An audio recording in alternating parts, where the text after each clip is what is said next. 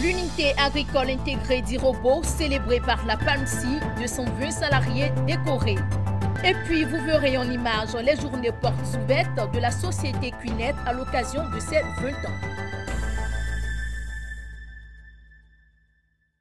Bonsoir à tous et bienvenue sur Business 24 Africa. Comme je vous l'avais annoncé tout de suite dans les titres, l'unité agricole d'Irobo dans la commune de Dabou était en fête le week-end dernier. Le groupe agro-industriel ivoirien PALMSI a récompensé son personnel en présence du ministre de l'Emploi et de la Protection sociale Pascal Abinan. 220 salariés ont été décorés. Le reportage de Corona, Sekongo et Marie-Série. Ils avaient des raisons de montrer leur savoir-faire en matière de danse. Ces travailleurs de l'unité agricole intégrée d'Irobo dans la commune de Dabou, au nombre de 220, ces salariés de la PALMSI ont reçu leur médaille en grand or, vermeil et argent. Cette distinction vient récompenser 25 ans, 5 ans et même 40 ans de service au sein de l'unité d'huilerie et de presserie d'Irobo. Oh, je suis heureuse, très heureuse, même émue, parce que ça n'arrive pas à tout le monde. Il y a des gens qui sont partis, qui n'ont pas eu de décoration. Donc aujourd'hui, là, c'est ma deuxième. C'est ça que j'ai eu. Oh. Et pour moi, c'est une deuxième fois. En tout cas, je suis comblé de joie. Et pour cela, j'ai dit merci à Dieu. J'ai dit merci à PALMSI pour sa reconnaissance à notre égard. Des mots de remerciement d'abord à tout l'ensemble du personnel, qui soit récipiendaires ou pas. C'est grâce à eux que nous arrivons donc à atteindre nos objectifs et à produire des résultats.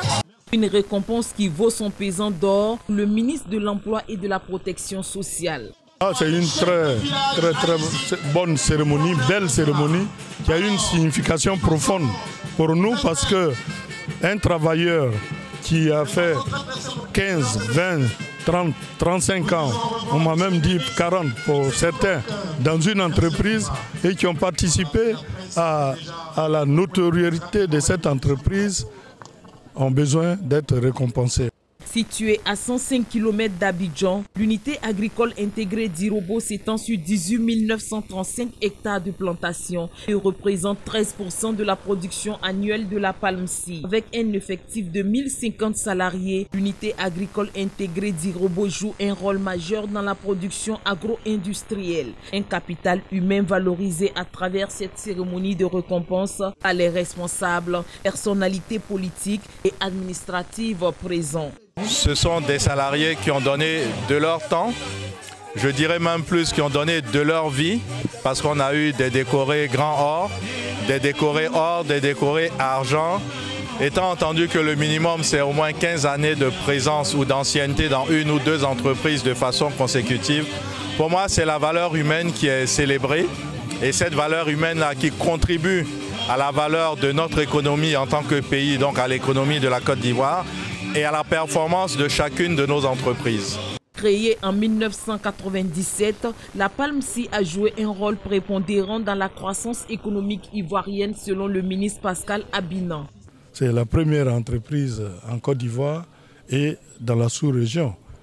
Elle a commencé, j'ai suivi un peu, déjà à l'époque c'était Sodepalm, après Palm Industrie, maintenant PALMSI.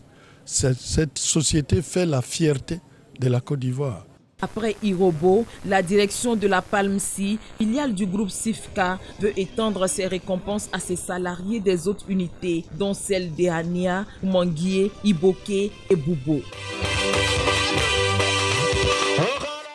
À l'occasion de ses 20 ans, la société de vente directe Queenette a organisé des journées portes ouvertes au Palais de la Culture à Treichville. Les milliers de personnes qui ont fait le déplacement se sont imprégnées du fonctionnement de ce réseau et des produits qu'il propose. Le reportage de Paul Alé Quadio et de Charles Kwaku. QNET, l'une des principales sociétés de vente directe d'Asie, fête ses 20 ans. En prélude de la commémoration officielle qui aura lieu en septembre prochain à Dubaï, sa représentation ivoirienne a marqué ses festivités par une exposition au Temple de la Culture d'Abidjan. Des milliers de personnes sont venues découvrir le système de fonctionnement du réseau et les produits qu'il propose. Vous achetez un certain nombre de produits à l'entrée, quand vous venez adhérer, que vous consommez ou que vous partagez avec votre entourage. Si vous êtes convaincu et que vous voulez mener cette activité-là, à travers les formations et la prise en charge qu'il y a, nous vous apprenons à faire exactement la même chose quand je me suis approché de vous pour vous parler. Alors, chemin faisant, on constitue un réseau. Parce que si je le fais et que je vous apprends à le faire, vous dupliquez, et d'autres dupliquent, et en même temps je continue de faire la même chose, nous contribuons à faire fructifier le chiffre d'affaires de l'entreprise. Face aux préjugés qui lui sont défavorables dans le débat public, le directeur Afrique de QNET, Biram Fall, rassure.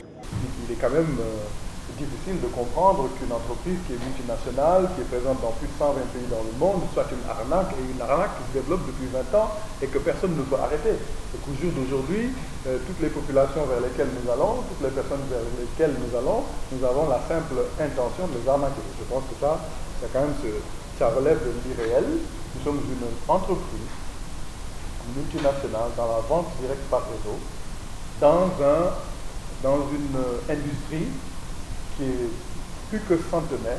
Avec à son actif un chiffre d'affaires estimé à 66 milliards de francs CFA, QNET bénéficie de la collaboration de 107 millions de distributeurs à plein temps et à temps partiel. Pour certains d'entre eux, cette activité de vente directe leur a permis de devenir économiquement indépendants. Ça fait 7 ans que je pratique cette activité. C'est vraiment une opportunité qui donne l'indépendance, tant sur le plan financier que professionnel. Aujourd'hui, il y a beaucoup de rêves que j'ai pu réaliser. J'ai fait beaucoup de voyages, j'ai acheté quand même des terrains, je suis en train de bâtir quelques maisons. Et donc, je pense que c'est une activité à conseiller. Aujourd'hui, je suis pratiquement indépendante. Voilà, je suis pratiquement chez moi-même.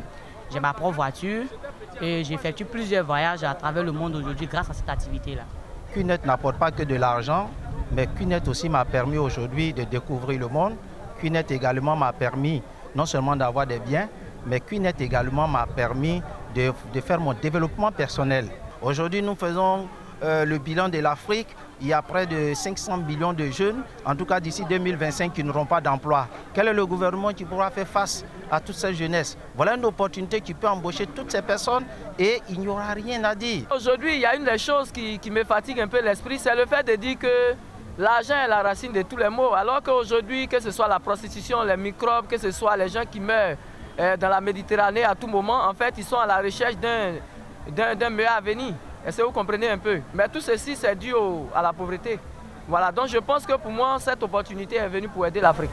La société de vente directe soutient qu'elle a contribué à relever les défis posés par le chômage en encourageant les micro-entrepreneurs. À partir d'Abidjan, QNET compte étendre son réseau dans plusieurs pays d'Afrique subsaharienne.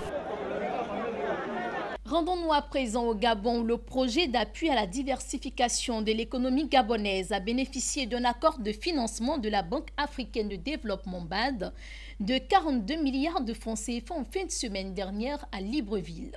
Ce projet vise à accompagner 100 PME dans la création de 8000 nouveaux emplois dans la zone économique et à rendre opérationnels les centres de formation de 2e et 3e transformation du bois. Merci à vous de nous avoir suivis. C'est la fin de ce journal. Restez sur Business 24 Africa.